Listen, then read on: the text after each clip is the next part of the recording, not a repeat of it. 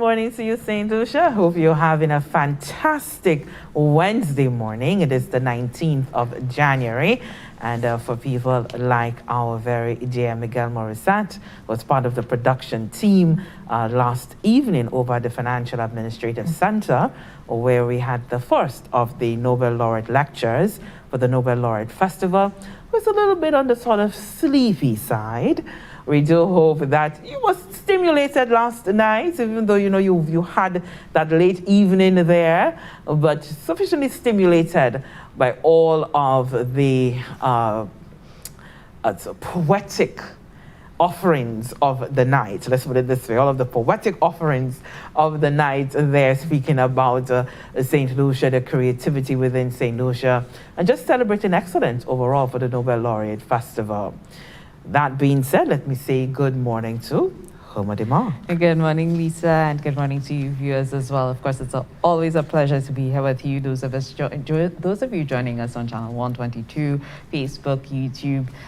Good morning and welcome. Good morning, Dawn Marie. Dawn Marie sent me a message yesterday saying that she's going to nominate both of us because she thinks that we're doing a great job informing.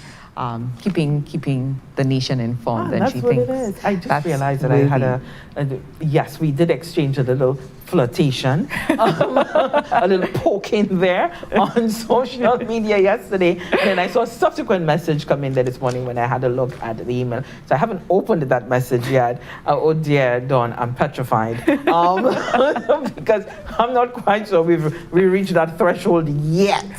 So keep us in mind still. Yes, I think so. But we're not there yet. Yeah, I would definitely agree, Lisa. But you can go ahead and nominate people that you think who have made contributions to St. Lucia, contributions of national significance. And there are a number of people here in the diaspora as well who are very deserving. I mean, like Lisa said, there are people that you may think of and you're like, yeah, we could do that in 5 But you know, 10 Dawn years. Marie may very well be someone that can herself be nominated. Because let's not forget that the nominees need not be citizens of St. Lucia. Very true. And so we have a number of foreign nationals and international citizens, let's put it this way. And they contribute so much to our national development. They do it very selflessly. They do it because they've fallen in love with the island. And Dawn Marie, I remember during one of our calls on a Saturday, said she should really just consider St. Lucia her adopted homeland. And she has a deep interest in what happens in St. Lucia and with St. Lucia. So you have these individuals who are just really loving the island and loving the people. And so they do lots of charitable deeds. They contribute in ways in which they feel will be very meaningful and impactful on the lives of people. And so if you know these individuals, you can go ahead and nominate these individuals. And so that the country now, as a whole, as a nation, we can say thank you to those individuals. Indeed, Lisa. And if you are looking to get nomination forms, you could always head over to governorgeneral.govt.lc and follow the prompts there. You could get the application forms there. And remember that the deadline for submission of nominations is the 28th of January 2022. So you could definitely go ahead and do that. And, in the spirit of celebrating excellence, the Nobel Laureate Festival continuing. Starting today, and Lisa, I'm warning you ahead of time. Okay. All right. Starting today is the exhibition at the National Archives, celebrating excellence, facing new realities, creating new modalities, nourishing old talents, discovering new ones. So this exhibition will be showcasing the talents of a number of individuals who have been using their newly found free time since the start of the COVID-19 pandemic to rediscover their many skills, including sewing, embroidery, art, music, songwriting, cooking, formulating of recipes, writing and journaling, crocheting and gardening. So you can head over to the National Archives and view that exhibition. Of course, COVID-19 protocols in full effect, so you may want to give a call ahead of time just to let them know that you are coming. It is open 10 10 a.m. today. So today is the start, the open of the exhibition, and that is at the Archives Authority of St. Lucia, VG Castries. Thereafter, it's open Monday to Friday from 9 a.m. to 4 p.m. And you have an opportunity to go and view that exhibition until the 31st of March, 2022. So where's the HD booth at? Facebook. The HD You booth. see, I warned you ahead of The time. HD booth. The Where is it digital, at? you could view the exhibition digitally at Nobel Laureate Festival St. Lucia on Facebook. I want you ahead of time. All right, yeah. I tried. I keep trying, but that HD booth, we still have time to enter for exhibitors. Maybe next year. I'll give you something next year. So it's closed? I would believe the so. process It does to- not state, but for further information, you can contact Mrs. Margot Thomas. So if you are looking to see if you can display your newly found talents, you can call Mistress Margot Thomas at 452-1654 or 724-3699 to find out if there's any availability for exhibition. Good. Duly noted. duly noted. So, in moments of levity, we really need this. I say that all the time. We really need to learn how to laugh more, how to be a little bit more relaxed. We need to learn how to love more of ourselves, our family members, our neighbors. We need to be more in tune as citizens, become active citizens, be very helpful to others. There are individuals who are in a less fortunate situation than we may be due to COVID-19, and so we want to look out for these individuals, stretch out a hand, as no matter how small it may be. To you it may seem as if it's a really a small thing, but to that individual who's receiving it means everything to that person. Very true. So let's do more of that, and as we heading into the celebration of our nationhood, February is knocking at the door. That's what our independence truly should signify yeah. the coming together of the people. And so let's do a little bit more for us to be able to sort of heal the fabric. Let's sew it back together. I think that we've been divided for so long. There's so many things that really come and tear at our fabric, the societal fabric, when it comes to crime and violence. There's a lot of acrimony around the place. There's a lot of poverty. Now there's a new levels to poverty right now because of COVID-19. So people are more depressed than ever. So there's just so much coming at us so quickly. At times you don't even have time to breathe. That we want to be able to do more in terms of the human spirit. And I believe that lecture last night, the Nobel Derek Walcott Memorial Lecture with yes. Kendall Hippolyte, in a sense, it really did speak to that human spirit. It spoke to the nature, being connected with nature.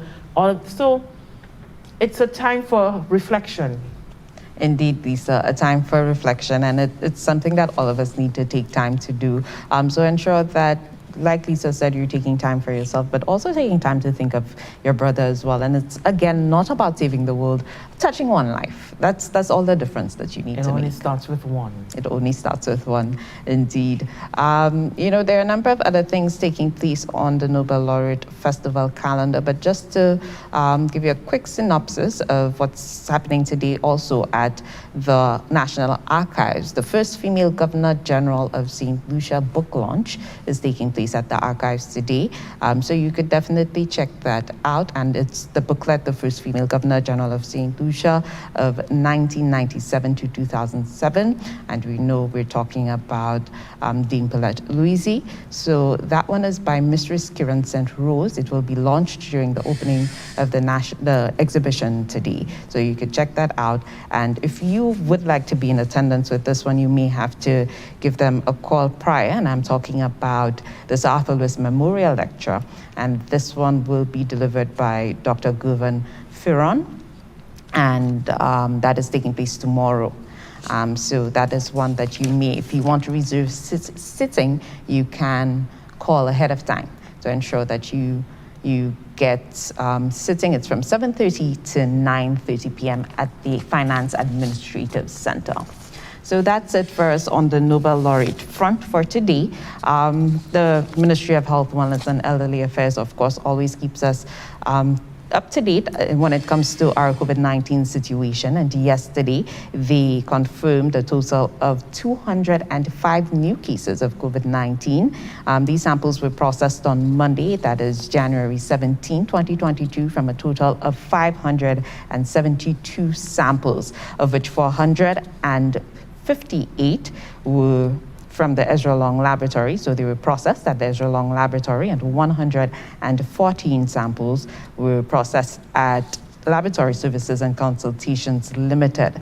That confirmation was also received of a recovery of 215 individuals diagnosed with COVID-19, and we also like to see, the recoveries in such large numbers, because it means that our active cases would not be to something that is not, I cannot even say not manageable, because it's quite high right now. Our active cases in country is 3,337. Currently, there are 30 positive cases of COVID-19 admitted at the respiratory hospital, of which 2 of them are severely ill. The Ministry of Health also reported 2 new COVID-19 deaths. To date, the total number of deaths in country is 245, and the total number of COVID-19 related deaths, 72. If you are looking to get vaccinated today, vaccination continues at the VG Sports Complex, St. Anthony's Medical Center in VA4, and Denry Mothers Preschool, and that is between the hours of 9 a.m. and 4 p.m. today. And speaking about vaccinations, Homer, we did have a situation analysis with the vaccines from the immunization manager, who is Tekla Jamatis within the Ministry of Health. That statement coming through last evening. We want to be able to bring you up to date with that, just in case you've not heard it. And so we'll go to that video now.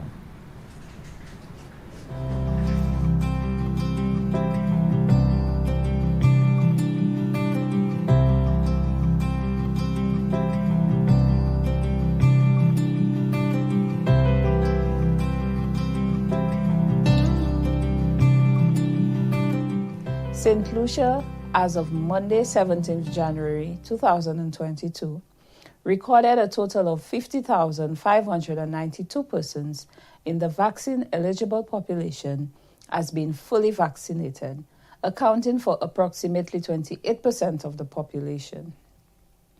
6,089 persons are partially vaccinated, and 5,569 persons have received boosters. During this current wave, a number of positive COVID-19 cases have been noted in the vaccinated population, what is termed vaccine breakthrough cases. These are instances in which an individual tests positive for COVID-19 after being fully vaccinated more than 14 days after completing their primary series. These cases generally present very mild illness or are asymptomatic. Given the rate of transmission noted in country, the circulation of the Omicron variant is highly suspicious.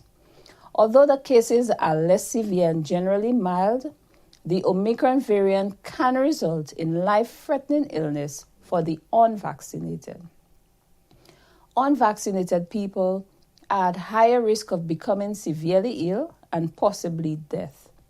Vaccinated people, on the other hand, generally experience mild illness if they become infected. The elderly and people living with chronic conditions are at significantly higher risk compared to other groups, given that the risk of severe illness increases with age. Also, an individual's outcome depends on his or her general health and the immune system's ability to fight infections. With this in mind, persons who are partially vaccinated or have not been vaccinated are encouraged to do so. For those who have been vaccinated more than 6 months, get boosted. The risk of becoming infected or having a reinfection, as well as becoming severely ill, is significantly increased if not fully vaccinated. Vaccines are available at all wellness centers and vaccination sites. Vaccination still remains the best protection against COVID-19 and its variants. But remember, other measures must also be adhered to for added protection. Continue regular hand washing and sanitizing, wearing a face mask, maintaining physical distancing, cleaning surfaces, and staying away from others if you have respiratory signs and symptoms. Let us all take personal responsibility to protect ourselves and loved ones.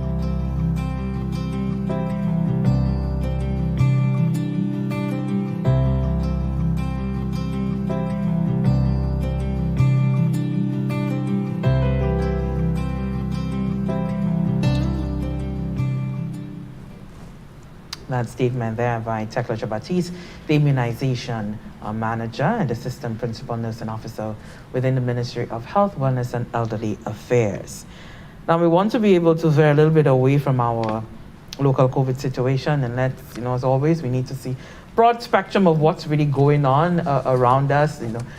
The Community of Latin American and Caribbean States, which is a CELAC, they held their 22nd meeting of foreign ministers earlier this month, which was have been on the 7th of January. And we had the OECS was fully represented there, including St. Lucia. We'll get to the full message by St. Lucia's Minister for Foreign Affairs, Honorable Alva Baptiste, in a moment. But first, we want to bring you the remarks of the OECS Director General, Dr. Didacus Jules, to the CELAC body. Thank you very much, distinguished Chair, honorable ministers, heads of delegation, distinguished representatives all. On behalf of the governments of the Commonwealth of Dominica and the Federation of St. Kitts and Nevis, as well as in my capacity as Director General of the Organization of Eastern Caribbean States, I am honored to extend sincere appreciation to the government of the Republic of Argentina and to CELAC for the kind invitation to this meeting and the hospitality extended. We are also duty-bound, Mr. Chair, to express our deepest appreciation to our sister states of the hemisphere who have demonstrated their solidarity with us in this difficult period, and in particular to the governments of Cuba, Mexico, Argentina, and Brazil for their unfailing and material support with pandemic supplies to the OECS. Our solidarity with CELAC member states in respect of the preservation of their national sovereignty remains unshakable and non-negotiable. Notwithstanding the tempestuous temper of our time, we need to look deep into the eye of the storm to understand the trajectory of this turbulence. There is a Chinese saying that crisis is an opportunity riding a dangerous wind. The contemporary convergence of crises, from climate change to pandemic, to economic paralysis, to learning disruption, with deep consequences for human civilization, brings sharply into focus the reality that we are all connected and emphasizes the necessity for collective, decisive, and unified action. In our hemisphere, we have taken a very circuitous route to regional integration. Many pathways have been taken in this march, many vehicles have been constructed. As one of the political architects of regional integration, Prime Minister Ralph Gonsalves described it, we are faced with what he described as a variable geometry of integration. In many respects, this changing landscape mirrors the prevailing political currents at distinct historical moments. But the reality is that it also reflects a significant degree of administrative and operational duplication of effort and aspiration. It is necessary, therefore, at a political level to agree on a rationalization and a more effective coordination of the regional integration infrastructure so that we can be more focused and effective. Notwithstanding the range of integration projects, for us in the OECS, CELAC is the best hemispheric vehicle for establishing this convergence. And I repeat, CELAC is the best hemispheric vehicle for establishing this convergence. From the perspective of the small states of the Caribbean, a rationalized infrastructure with clear definition of strategic intent and the leveraging of comparative advantage will make the regional integration process work seamlessly. The OECS, as a dynamic regional integration project among the smallest states of the Caribbean, is appreciative of the effort by CELAC to provide a more structured voice for the Caribbean in the CELAC family, and the agreements reached in areas such as our presence in the Quartet and the participation of St. Vincent and the Grenadines in the disaster response mechanism is deeply appreciated. Our focus must be on the delivery of concrete and material benefits to the public street, so the citizens of our hemisphere must feel, see, and experience the value of this integration. To that end, we fully support and commit to the 15-point agenda proposed by Argentina. Within these proposals, there are some that are of particular urgency for us, and they include, but not limited to, the post-COVID inclusive recovery. But we would like that reframed as the post-COVID economic reconstruction, because we should not overlook the lessons from climate change and the pandemic for an economic model, a new economic model that is inclusive, green, blue, and orange, that includes in its DNA that no citizen is left behind. Secondly, the healthcare strategy, which not only addresses the urgency of this moment, but also seeks to define more affordable, preventative, and protective models of healthy living.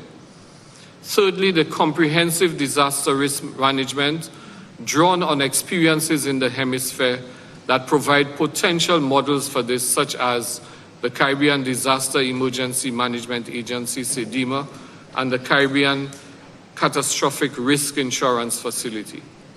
The area of education transformation, the area of environmental action and climate change, the question of food security, and enhanced regional connectivity, with particular emphasis on creating localized and hemispheric supply chains that would ensure that we do not experience the vulnerabilities associated with the international disruption of supply chains as we have seen.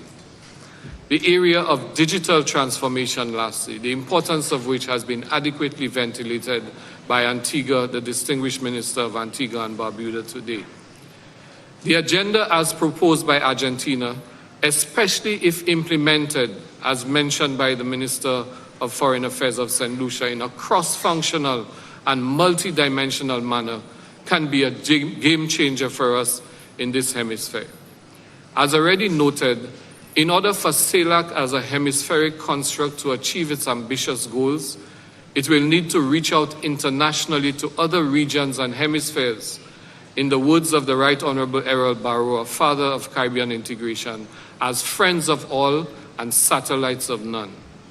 Distinguished Chair, if I might be so bold as to end by contemporizing the words of the great Argentinian visionary, Manuel Ugarte, and I quote with modification, let us unite before it's late, so all our hearts can beat as one, and thus united, our 20, in our case, multiple capital cities, will turn into as many sentinels that upon seeing the proud enemy, and he asks, who goes there? The unanimous response, bellowed with all the strength in our lungs, will be the indivisible hemisphere of Latin America and the Caribbean. I thank you. So that's the Director General of the OECS there, Dr. Didacus Jules, as he addressed CELAC. And it's a regional body of Latin American and Caribbean states. And it was formed February 23rd, 2010. And it sort of replaced the Rio Group and the Latin American Caribbean Summit on Integration and Development. And that regional bloc is really concerning, as you would have heard the Director General there speak of, really sort of integration of the countries, I think 32 of the countries within the hemisphere really coming together and addressing all of the social problems, economic problems that are facing them, because they are pretty much the same. We now want to hear from St. Lucia's Minister for Foreign Affairs, Honorable Alpha Baptiste, who addressed that body.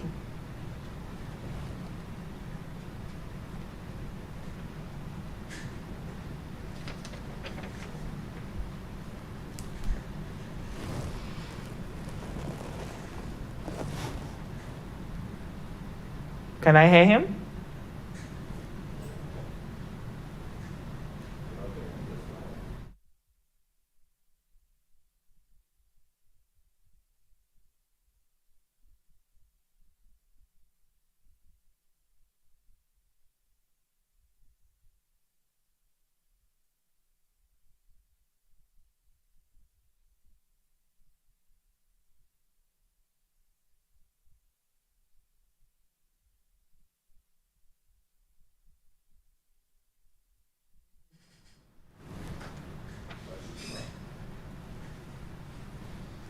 Okay, we're having just a little bit technical difficulty with that video. What we'll do is take a very short break. We'll come back with the minister's address to CELAC. Do you know we can limit the spread of the COVID-19 virus? The Ministry of Health is your partner in achieving this solution. Introducing the Amber Wristwatch. The Amber Wristwatch is designed for monitoring daily movements while in quarantine. It provides an accurate location and a precise heart rate. The device is also waterproof and can be worn during all daily functions, like washing the dishes or taking a shower. It's worn like a typical timepiece. The Ministry of Health can now better monitor people in home quarantine and receive alerts of those who do not stay in the confines of their home. A 14-day rental of the Amber Wristwatch is just $75 US. Let us stop the breaches of home quarantine.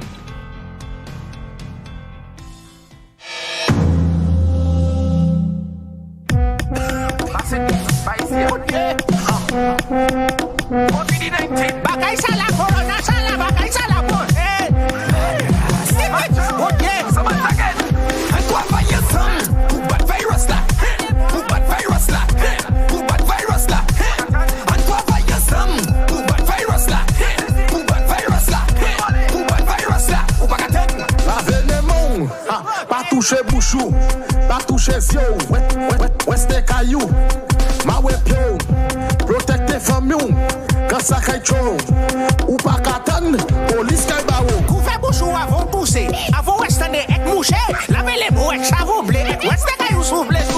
Comment ça va t'y oaser, avec quoi mon oueste toi pied, toi qu'est-ce que nous camouté, corona caille yo coup de pied. C'est la mort, hey, pas touche zio. Pas toucher bouchou et try pas toucher no. Social distance, 6 feet minimum. For more information, just dial 311. What's the book are you? Please stay at your home. Coronavirus caffeine Nico Al Capone. Can't what take on you even give you diarrhea. Practice good hygiene, corona can disappear. And what virus but virus la. But virus la. But virus la. And what virus but virus la. But virus la. But virus la. Production.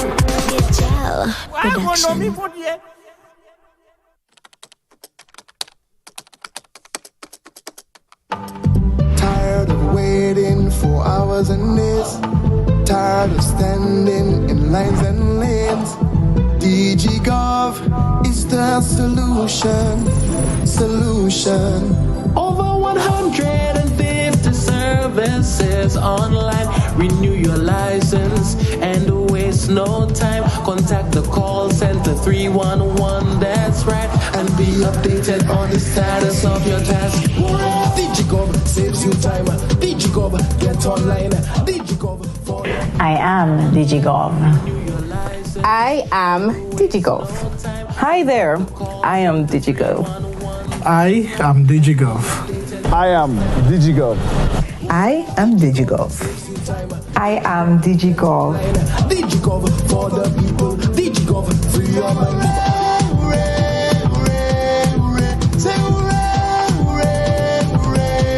For DigiGov. DigiGov, serving people and businesses with that island love. What's in the food you're eating? Do you really even know? All the chemicals and hormones used to accelerate their growth. All the artificial flavoring, sweeteners and colors too. We consume and we don't spare a thought for the damage that they'll do. No, think about the children. Think about the children. How will we save them? Chemicals and GMOs are not the solution. Use organic and join revolution. Excessive agrochemical use, additives, and genetically modified foods are harmful to health and the environment. Join the good food revolution. Grow, buy, and consume organic. A message from Rise St. Lucia and the Ministry of Sustainable Development with funding from the GEF Small Grants Program, UNDP. The good food revolution. With DigiGov, you can access and pay for government services using a computer, tablet, or mobile device. For more information on DigiGov, the services, general updates, or customer service, call our Service Bureau agency at 311. DigiGov is also available 24/7 online via the website platform, Facebook, Instagram, Twitter, LinkedIn, and WhatsApp. You can also visit ICT centers located in Ancillary, Miku, Moshi, Soufre, and Viewport to access the DigiGov platform free of charge. DigiGov allows you to apply for, renew, and replace your driver's license, apply for driver's license tests, and much more. Use your own device or visit an ICT center and sign up for a DigiGov account today. Take back your time, get off the line, and get online with DigiGov, serving people and businesses with that island love.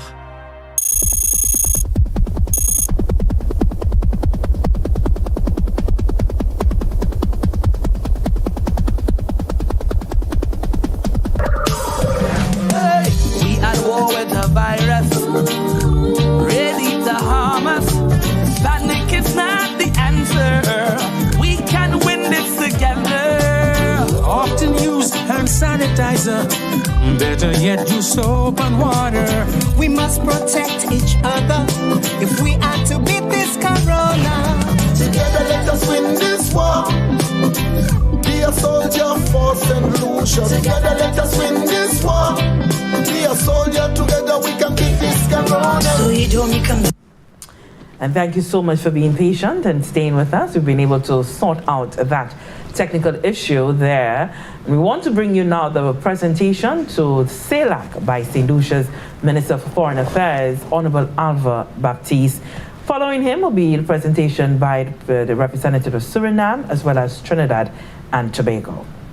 Worship of Argentina, fellow ministers, national coordinators, delegates, ladies and gentlemen.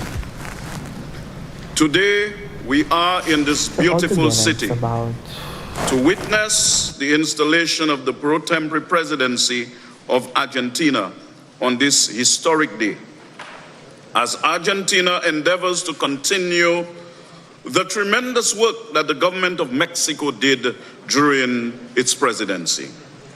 I want to reassure Argentina of the continued support of the government and people of St. Lucia to the cause.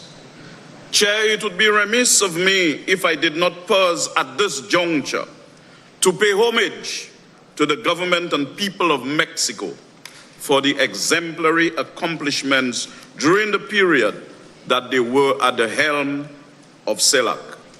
Further, I am at a loss for terms adequate to the expression of my gratitude to express St. Lucia's profound gratitude to Mexico for the continued efforts and willingness to ensure that our CELAC accomplish its strategic objectives of trying to chart the true and real development of our region. Chair, St. Lucia's presence today is a response to the trumpet call to continue to pursue the collective task of regionalism, which our countries, small and large, must continually pursue as one of the fundamental instruments toward meaningful economic and social integration and development in our region. The essence of the community of Latin American and Caribbean states is about change, progressive, liberating change. And it is fitting that our plenary meeting today is taking place in the Librador room, the room of the Liberator, in honor, I suppose, of those who were first and foremost in fostering important coordinating mechanisms so that we collectively can hand over a better tomorrow to future generations. We, of course, must continue to pay homage to these great Vikings by continuing to make the sacrifice necessary to ensure that we struggle against the forces that threaten to pull us down. We must continue to fight against climate change, continue to fight against underdevelopment. We must find a way out of the problems that tantalize us, and it is within our sphere of competence to do so.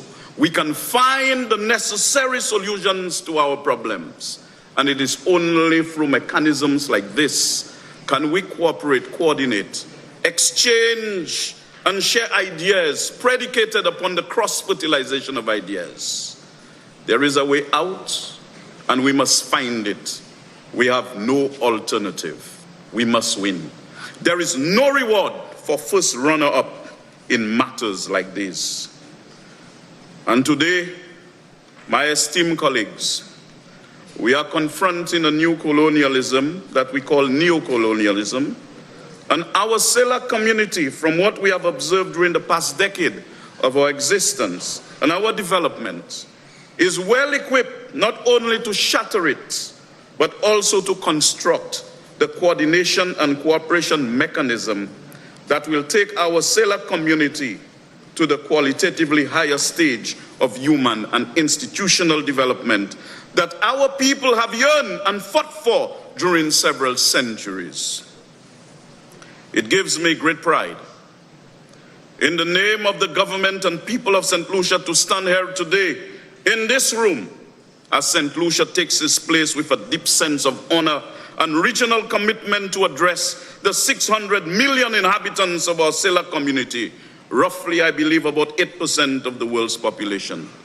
My government is fully cognizant of the importance of that reality, and I want to take this opportunity to ensure our newly emerging CELAC presidency, Argentina, that you will receive the enthusiastic and unstinting collaboration of the government of St. Lucia as we continue to build upon the blocks of CELAC regional unity and solidarity that were first laid in Caracas a decade ago.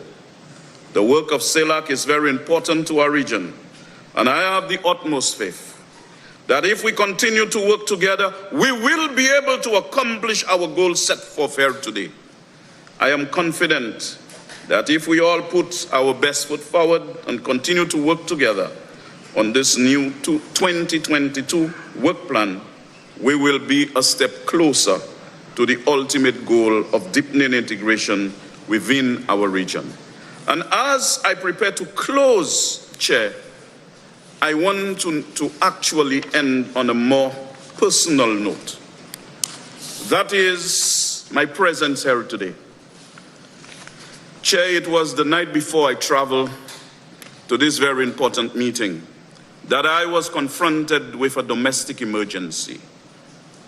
And that domestic emergency saw my wife having emergency surgery, and of course, the following day having to leave and travel to this great meeting.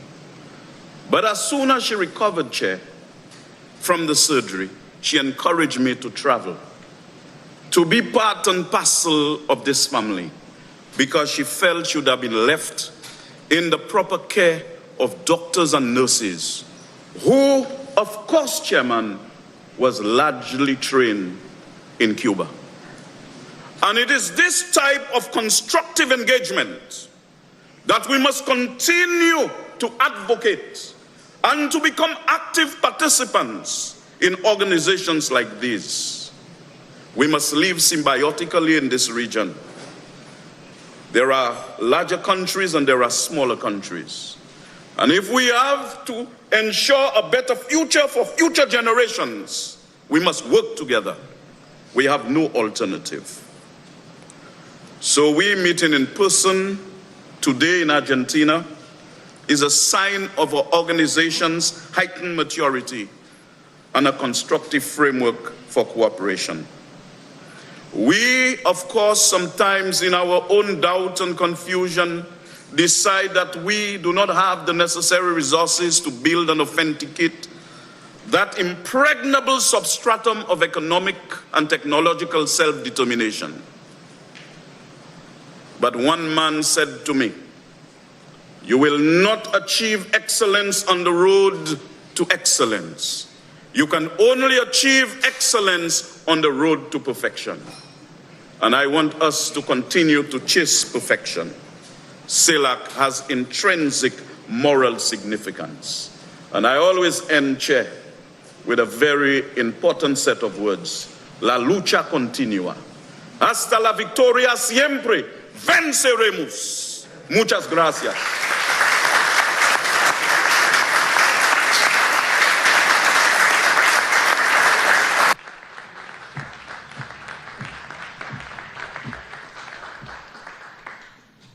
Muchas gracias. Surinam tiene la palabra.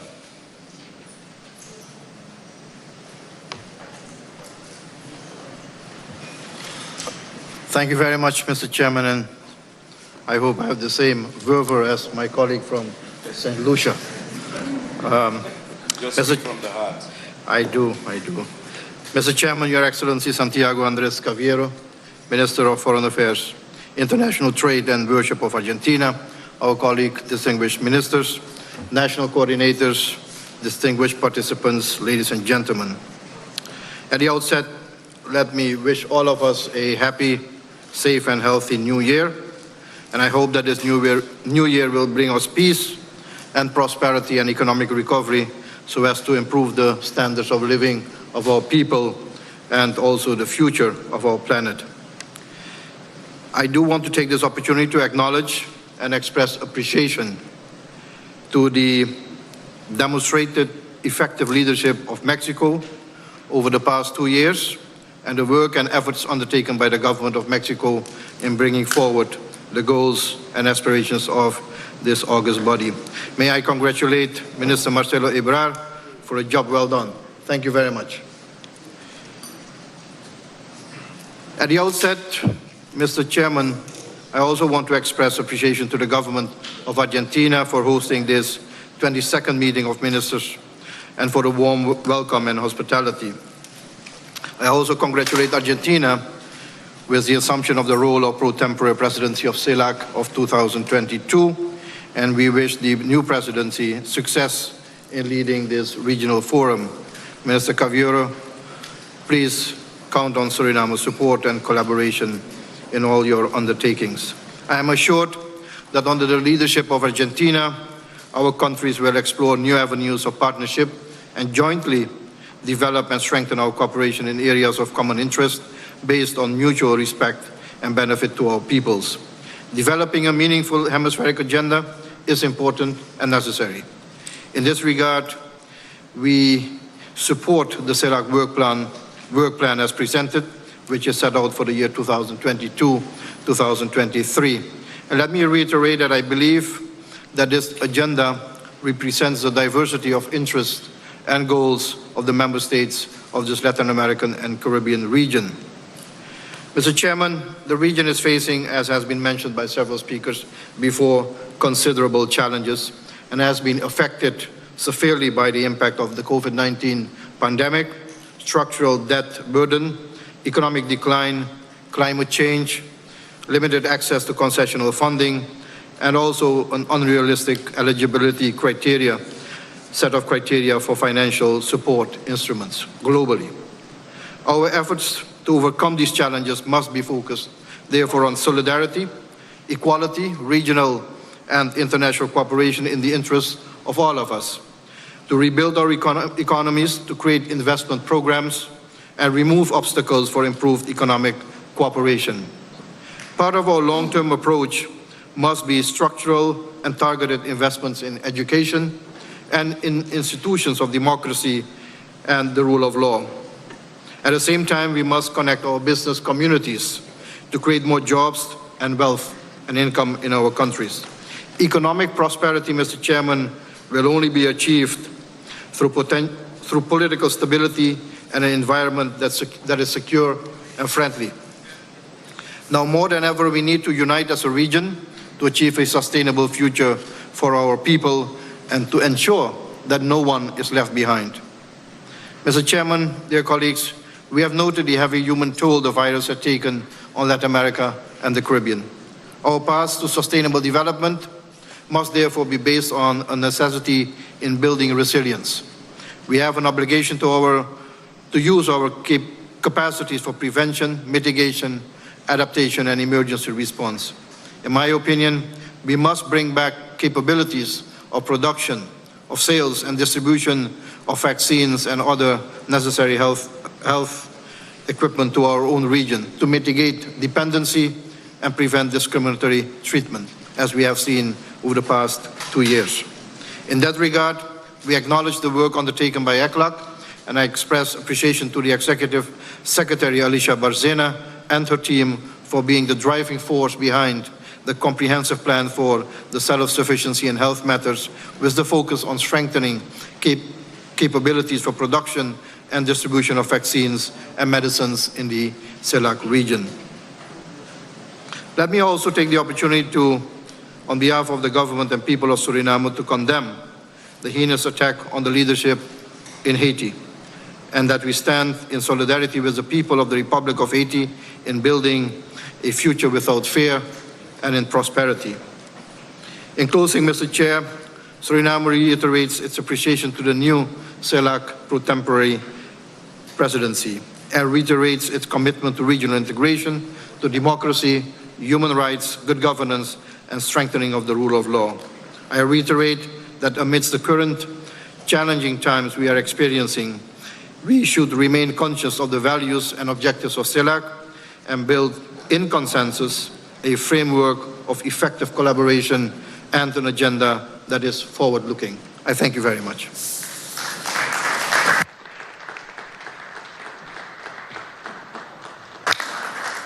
Muchas gracias. Trinidad y Tobago tiene la palabra.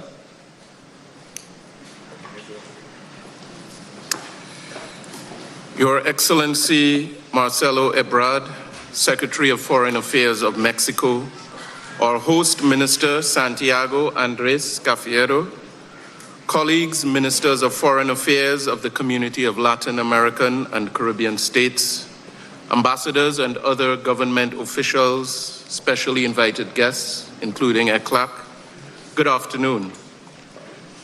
I am sincerely pleased to join you in the absolutely beautiful city of Buenos Aires for the 22nd meeting of foreign ministers of CELAC. I'm grateful for the opportunity for in-person dialogue with you and extend warmest greetings to all for a positive and productive new year. I join my predecessors in congratulating the government of Mexico for its truly excellent leadership of CELAC over the past 2 years.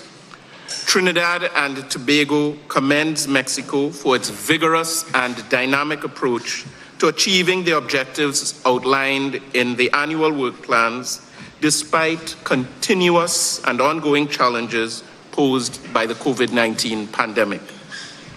As we enter a new chapter in 2022, I extend heartiest congratulations to His Excellency Santiago Andrés Cafiero and to the government of the Argentine Republic on assuming the PTP of CELAC. Trinidad and Tobago places importance on the key priorities identified in our 2022 work plan, and I'm assured that under the tenure of Argentina, the renewed energy of this esteemed mechanism will continue as member states work together.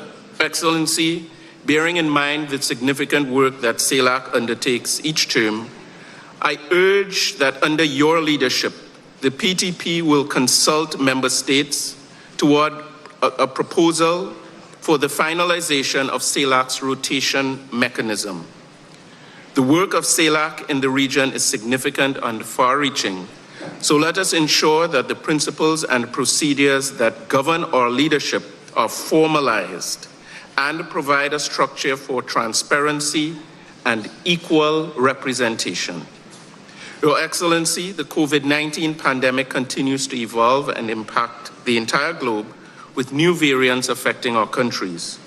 Now more than ever, we must band together as a region, sharing resources and best practices as we fight for a better tomorrow. We've been doing that very well with vaccines via Mexico and Argentina and Cuba, and even via some states that do not produce vaccines, but that have been sharing vaccines within CELAC, such as all our CARICOM member states and even Peru as well.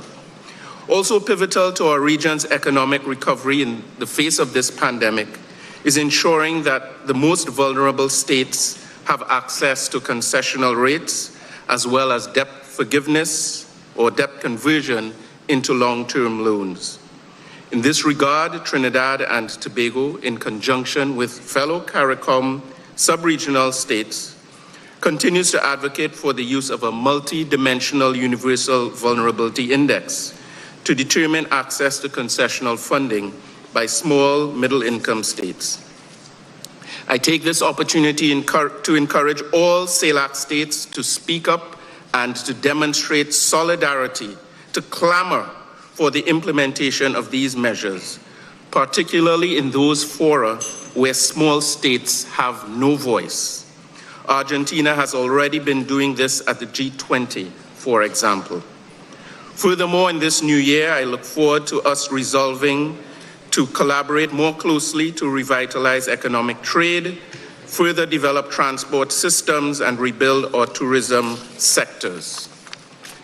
It would be remiss of me not to highlight the ever-pervading and urgent issue of climate change and the devastating impact it has globally, and especially on small island states like my own in Trinidad and Tobago. This affects every one of us.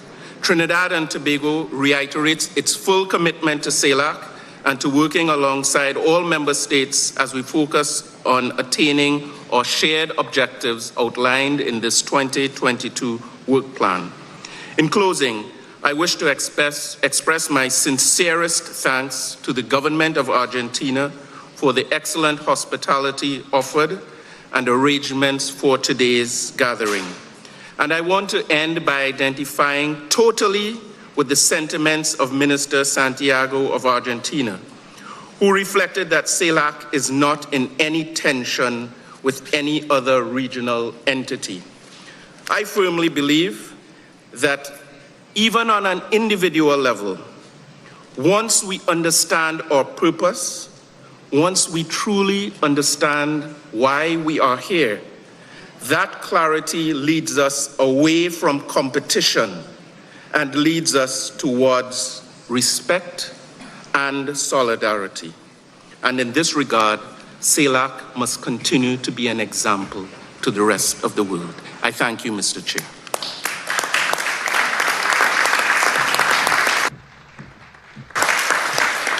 Just heard the presentations there to CELAC by St. Lucia's Minister for Foreign Affairs, Honorable Alva Baptiste.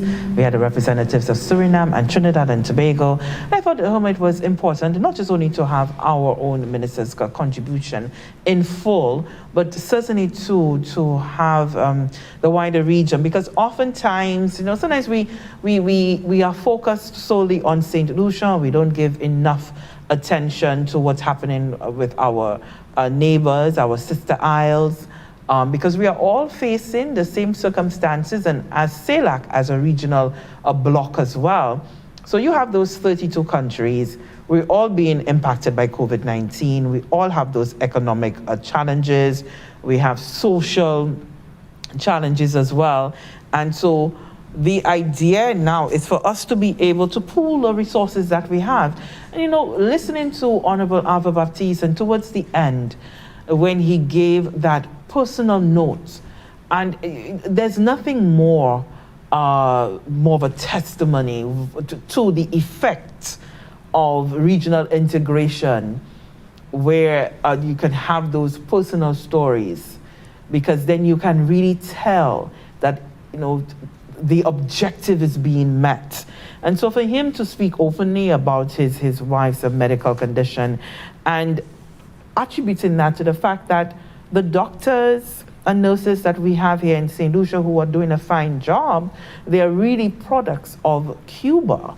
And so then we continually see the impact that Cuba is having in St. Lucia and the wider Caribbean, by virtue of contributing to the training of medical professionals across the Caribbean. And so when he spoke of that, and it also brought some flashback for me as well, because having been the beneficiary of the medical professionals, not just our doctors who were trained there, but medical professionals from Cuba. And so it really does tell you that we are an island, but we're not an island. I agree, Lisa. I agree. When you listen to such forums where regional bodies come together, we do, like you mentioned, you understand that we're all facing the same challenges, and getting out of it really is, integration really is the key to kind of work towards those. So they'll be working on a number of things, from food security to climate change to advancements in education, digital technology advancements. All of these things can be handled as a region. And when we do so, strengthen numbers. I mean, we head all the time. One person, yes, you could work on yourself, but if we come together, if we're facing the same problems, sharing of ideas, sharing of resources, it makes you a stronger body. So indeed, I think it's extremely important, and we did see representation for St. Lucia on that sphere, so that was really nice to see as well. Absolutely. Now, Homer, we are on our home stretch, and so yes, let's remind individuals as we close vaccination sites for the day. Yes, of course. So if you are looking to be vaccinated today, remember you could head over to the VG Sports Complex, as well as at St. Anthony's Medical Center, that is down in VA4. Denry Mothers Preschool today as well, and that's between the hours of 9 a.m. to 4 p.m. Again, the places that you could go to get vaccinated today: VG Sports Complex, St. Anthony's Medical Center in VA4, Denry Mothers Preschool, and that is between the hours of 9 a.m. to 4 p.m. All right, wonderful. So, Irma, as always, it was great being alongside you on this Wednesday morning. We want to say thank you very much for tuning in, and we do hope that the information that we were able to provide you today give you, a bit of a more insight into not what's just happening in St. Lucia, but what's happening regionally as well. So I'm Melissa Joseph alongside Herma DeMarc. See you next time.